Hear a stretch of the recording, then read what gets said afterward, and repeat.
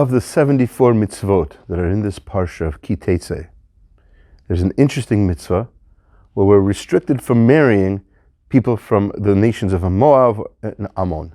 Now, these nations do not exist anymore, but we're not allowed to ever marry into them. They're never allowed to join the Jewish people.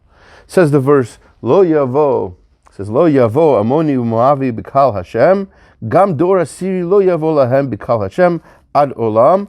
They're not allowed to join us even into the 10th generation, which is euphemism meaning forever. Al davar asher lo kidmu etchem balechem u'b'mayim b'derech b'tzitchem mimitzrayim asher sachar alecha et Bilam ben Beor b'ptor Aram v'naraim b'klal leka. So because they did not meet us when we came to the border and we wanted to go through their land to come into Eretz Yisrael, they met us at the border with an army. And they wouldn't bring us bread and water, even for money. They wouldn't sell it to us. They didn't want us to have any kind of nourishment or to be successful. They didn't have that kindness. And that's what Rav Hirsch focuses on, is the fact that these nations, as good as they might be in other things, and as powerful as they might be, and as influential as they might be, we don't want them in the Jewish people if they don't have that particular midah of kindness.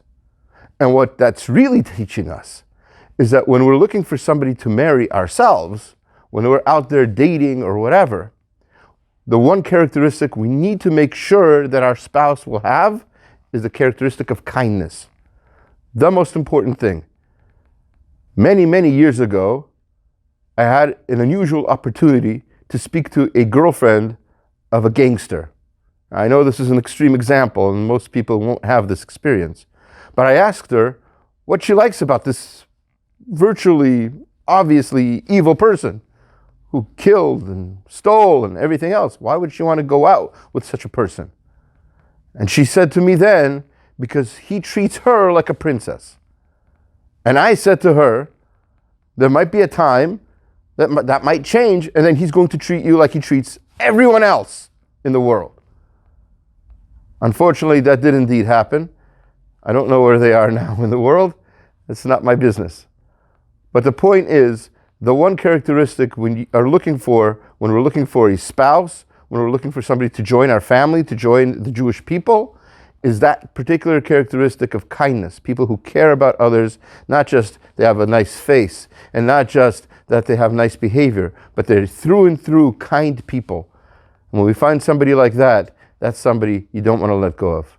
That's dating advice from the Torah itself. Have a Shabbat Shalom.